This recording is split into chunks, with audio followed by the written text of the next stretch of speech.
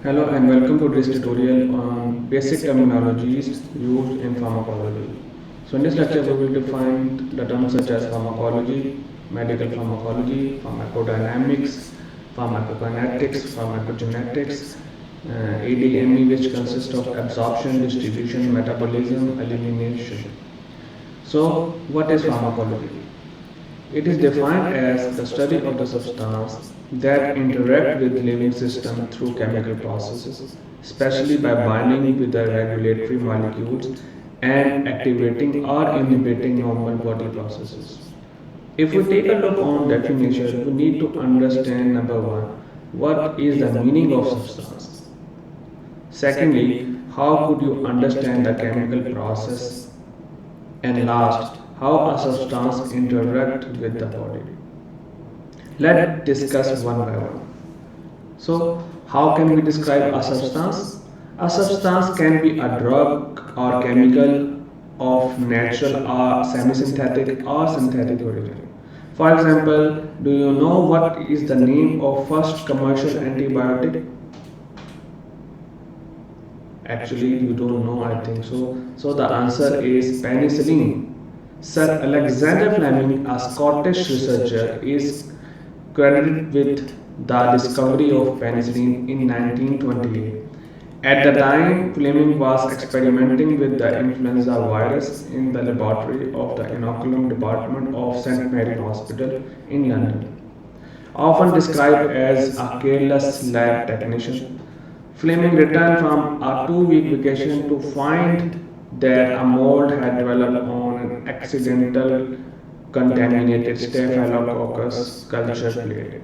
Upon examination of the mold, he noticed that the culture prevented the growth of Staphylococci.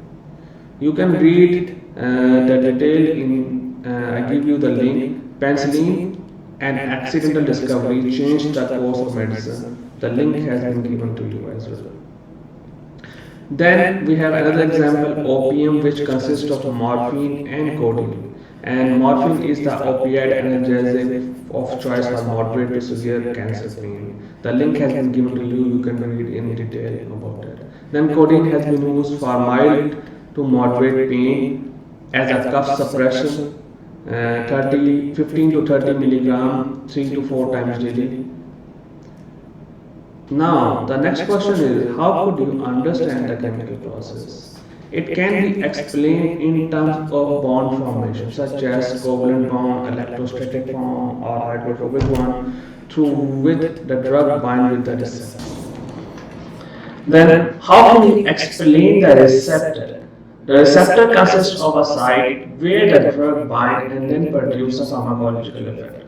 I will show you the picture where we can understand the relationship very easily. So let me open the picture.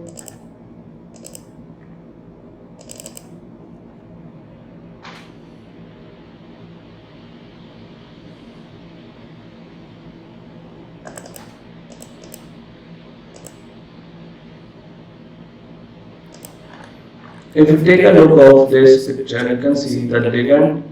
Ligand is actually any chemical or substance which could be known as a drug that binding with the receptor, which is known as the site where the drug binds, and then after binding the drug with the receptor, it is producing the response. The response in terms of the pharmacological activity. So this is the system that how the drug will work. We will discuss them in detail in the next lectures. I will also put the link below to see that how this thing works, and we will discuss also in detail. Then we have to discuss how a substance interacts with the body. The simple example is the drug body interaction, which is divided into two phases. Number one is pharmacodynamics process, and number two is pharmacokinetics. Pharmacodynamics, if we define it as the effect of the drug on the biological system, means most drugs must bind to the receptors to bring about the effect. However, at cellular level, drug binding is the only first in the sequence of step. It can be expressed in terms of equation where the D drug with binding the receptor and forming drug receptor complex that drug receptor complex is producing the effector molecule, and that effector molecule will produce the effect. I can give you a simple example. For example, consider Parkinson's disease, which is caused by low dopamine level, and our goal is to increase the level of dopamine. So we will administer levodopa, which is act as a replacement therapy for the loss of the naturally occurring dopamine, or we can give paramyxoprolol, where bind with the dopamine receptor and activate to produce dopamine.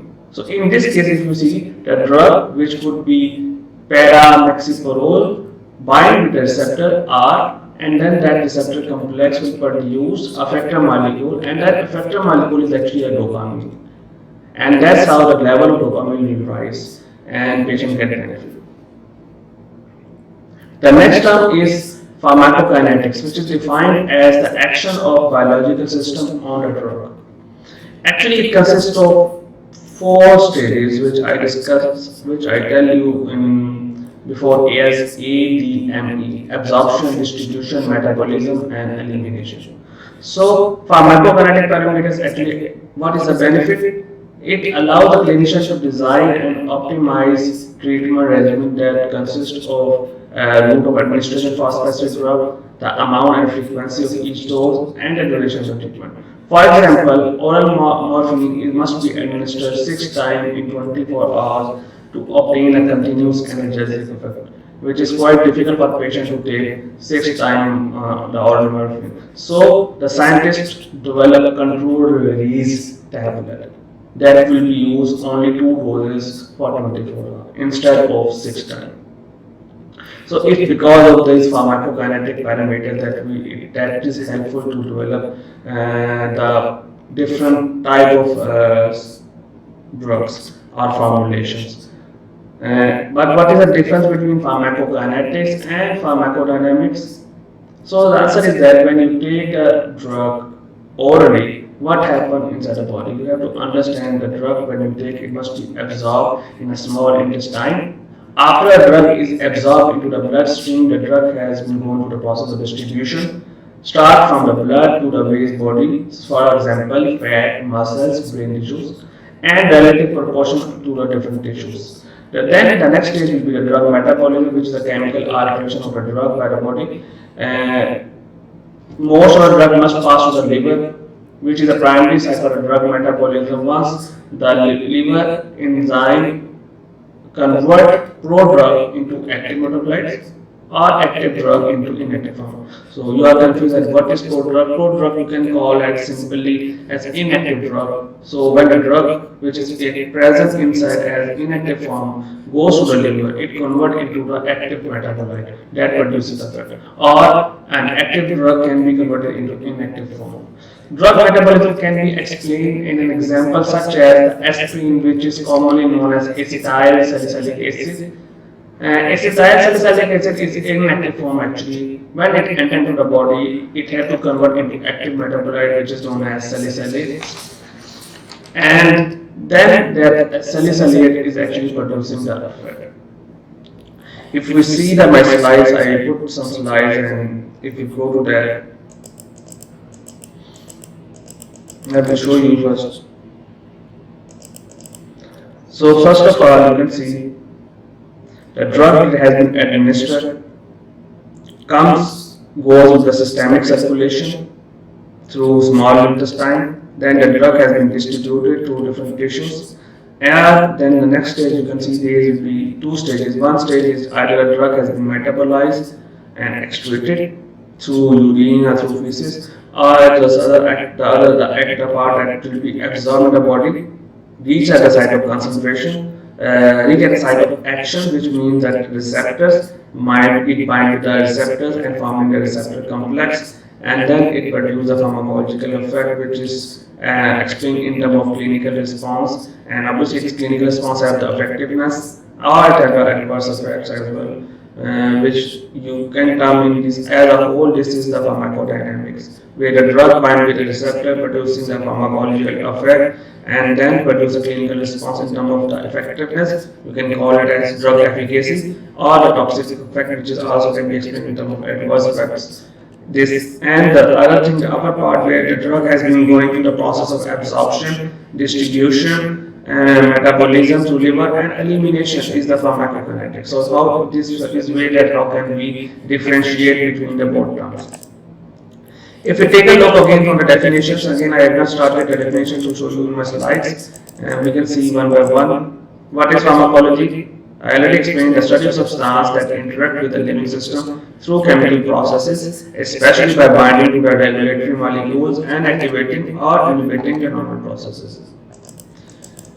So you have to focus on the substance. You must need to know what are the substance, how the chemical process occur, and how it activates the drug and receptors. So we will discuss detail in the next lectures about how drug acting on receptors, drug acting by physical action, modification of the composition of the body fluids, chemical reaction, physicochemical mechanism, modification of the cell membrane, structure and function. We will discuss them in detail in next lectures.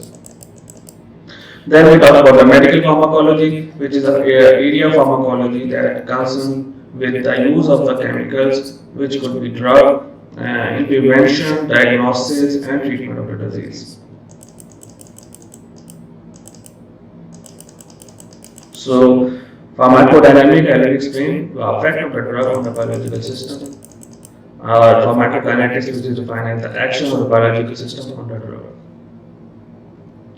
So when we see the pharmacokinetics, which is very important, and we will discuss them in next lectures. The next term we need to discuss is pharmacogenetics. It is defined as a study of the impact of genetic polymorphism on the drug response. As this term, the genetic polymorphism is very complex, so in simple terms, it is defined as the study of genetic factors that determining the drug response is known as pharmacokinetics. We can explain in terms of simple example like codeine, which is known as a pro-drug analgesic, is used for mild and moderate pain. So codeine is like its active metabolite is known as morphine.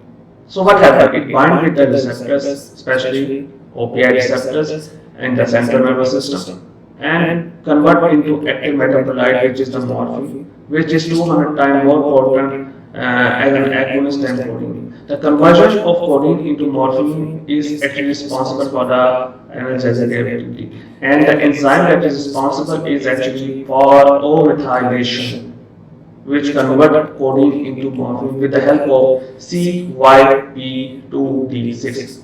So what is the meaning of CYP2D6? It is known as cytochrome P450-2D6, which is an enzyme that in human is encoded for by the genes CYP2D gene. So patients with normal CYP2D6 activity convert sufficiently codeine to morphine 5 to 10% of administered dose to produce the desired analgesic effect. So that is all for today's lecture. We will discuss detail in these all key terms in our next lectures. So thank you so much. If you like my channel, please subscribe. Thank you so much.